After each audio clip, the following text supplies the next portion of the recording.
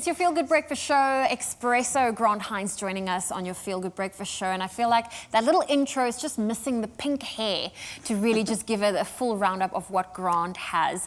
Now, when we are talking about podcasts, it is versatile, it is accessible, and it's entertaining and available almost everywhere. It's no wonder that podcasts have had such a rise in popularity. So that's why Grant is here to join us in studio to talk all things of what it takes to actually put such a production on and the tech involved and how you can really I'm assuming not break the bank in order to start off with your podcast. You can start off with the basic stuff, and then we can also break the bank as well. Yes. So we'll go through everything that you need to, and obviously John broke through a lot of the stuff already, but obviously we're in studio and we've got some kits here that I'd like to show you. Podcasts, I listen to a lot of podcasts. It's my favorite form of entertainment. Like when I'm coming to work on the show in the morning, I like to fill my mind with what's happening, who's doing what's the latest in tech, and that's how I stay on top of trends, actually. Okay. You know, we are in our cars for a large part of the day. So creating your own podcast, if you have a niche and you're really excited about something, is something definitely worth doing. Okay, so I can maybe like specialize in black cats or something. Yes.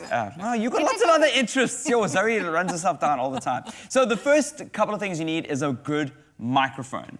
This is the kit that I actually use at home. Okay. So you have something called a condenser microphone, which looks like this. It's usually like a capsule where it has only one front end. So if you're in a radio station all the time. So yes, so projecting into the microphone, you need to be careful because there's nothing worse listening to any audio and the sound is bad. 100%. And also a podcast is just audio, so you want to make sure the sound is perfect. So you have like a cone in front of you and a microphone like this, which captures the sound and nothing from the back. There's no sound coming in from the back. So it's great if you are podcasting with multiple people and they're sitting around a table, like at a radio station, or if you are in a house where there's a lot of noise. You have to get quite close up to the microphone, which has a problem where you potentially have plosives. Oh, that's where the popping sounds. So for that, you have something called a pop filter. This here is a pop filter. What you see on screen is a big circular pop filter, but this one here, it just like fits on front of the microphone like this,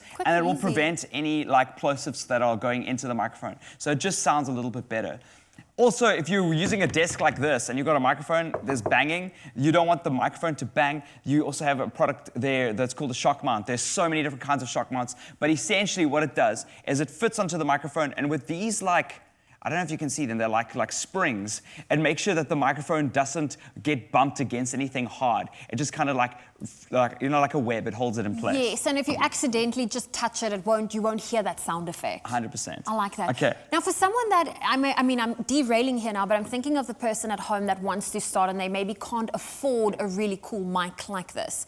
Is there an alternative for them? There is, and John mentioned it. It's actually called something called Anchor.fm.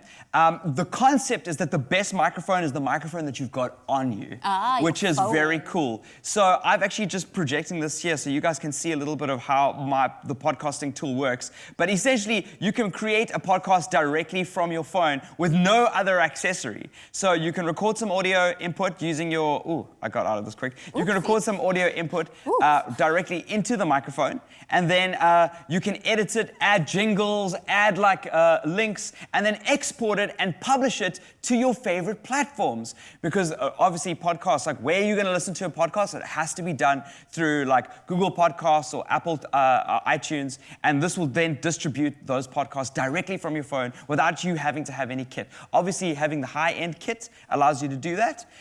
If you don't have a phone with a great microphone and you don't want to start here, I highly recommend just starting here, just doing it. Even if you just make something. If you don't have that stuff, then I really recommend getting a free piece of software called Audacity. Okay. Audacity is for your PC, and you can then record using a microphone like this or whatever microphone that you've got accessible to you at home, and then clip it down into a podcast. But my big pro tip is listen to podcasts. Whatever you want to make as a content creator, if you want to make the best stuff, consume the best stuff. A chef doesn't eat rubbish food. No. A chef eats the best food and knows how to make it. And if you want to be a great podcaster and content creator, consume the best podcasts and try reverse engineer them. Quick question, how important is editing? Editing is very important because you want to make sure that your audience is engaged for as long a period of time. If you're boring, in front of the microphone. You're going to lose me. You're going to lose you. And that's why radio has such short inserts. You know, it's 30 seconds generally, 30 seconds to a minute.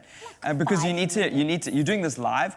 When you're editing a recorded podcast for 2 hours and you're waffling, or your friends think you guys are funny, generally you're not funny. Your friends think you're funny. You've got to be objective with what you're making, and that's really important. Okay, I know we're running out of time here, but what is the ideal time frame for a podcast? Yeah, anything anywhere between 20 minutes to 3.5 hours. I listen to 3.5 hour podcasts very easily over the course of, say you do 1 3.5 podcast in a week. I will listen to Giant Bombcast is probably my favorite podcast I listen to, and I'll listen to it throughout the week, and I'll just binge it, Okay. Interesting. Well, Grant Hines is not going anywhere, and of course, if you would love to start your own podcast, you perhaps have any questions, you're welcome to head on over to our social media pages, and we're on Expresso Show's Facebook page, Instagram, as well as Twitter, and don't forget that hashtag Expresso Show.